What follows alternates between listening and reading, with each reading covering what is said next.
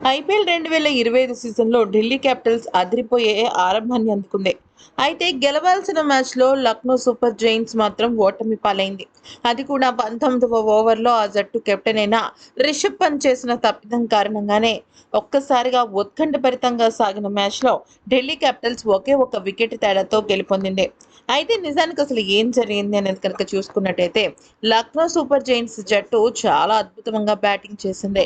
ఆ తర్వాత ఢిల్లీ క్యాపిటల్స్ జట్టులో ఉన్న యువ ఆటగాడు ఆశుతోష్ శర్మ అసాధారణ బ్యాటింగ్‌తో అదరగొట్టేశాడు. ఇక మొత్తం మ్యాచ్‌ని మలుపు తిప్పాడు. అయితే ఇక ఆఖరిలో ఇంకా ఢిల్లీ క్యాపిటల్స్ జట్టు ఓడిపోతుందేమో అనుకునే సమయానికి ఇక లక్నో జట్టుకు సంబంధించిన కెప్టెన్ రిషబ్ పంత్ తప్పు చేశాడు. ఆఖరి ఓవర్‌లో మోహిత్ శర్మను స్టంప్ ఔట్ చేసే అవకాశాన్ని రిషబ్ పంత్ చేజార్చుకున్నాడు.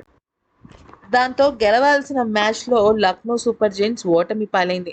ఈ స్టంప్ ఔట్ చేసి ఉండుంటే ఢిల్లీ జట్టు ఆలౌట్ అయ్యి లక్నో గెలిచేది. మరోవైపు ఆశుతోష్ శర్మ అసాధారణ బ్యాటింగ్ ఢిల్లీ క్యాపిటల్స్‌కు సంచలన విజయం అందించడంలో కీలక పాత్ర పోషించింది.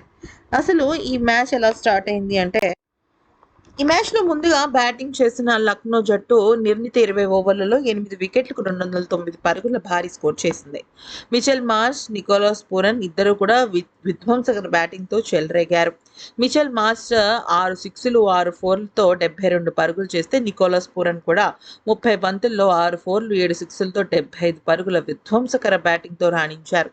ఢిల్లీ క్యాపిటల్స్ బౌలర్లలో మిచెల్ స్టార్క్ 3 వికెట్లు తీయగా కుల్దీప్ యాదవ్ 2 వికెట్లు పడగొట్టాడు. ముఖేష్ విప్రాజ్ అలాగే మిచెల్ స్టార్క్ తలా ఒక వికెట్ తీశారు. అనంతరం ఢిల్లీ క్యాపిటల్స్ నిర్ణీత 19.3 ఓవర్లలో 9 వికెట్లకు 211 పరుగులు చేసి గెలుపొందింది.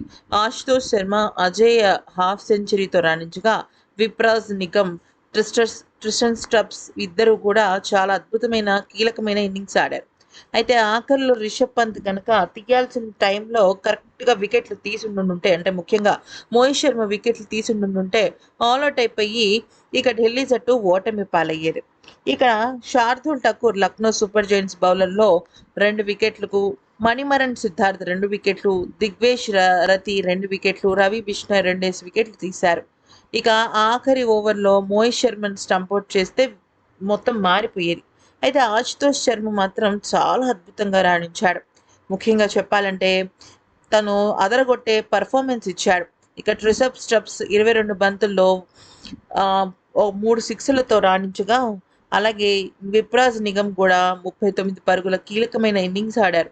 వీళ్ళ ముగ్గురు చాలా అద్భుతంగా ఆడటంతోనే మ్యాచ్ మలుపు తిరిగింది.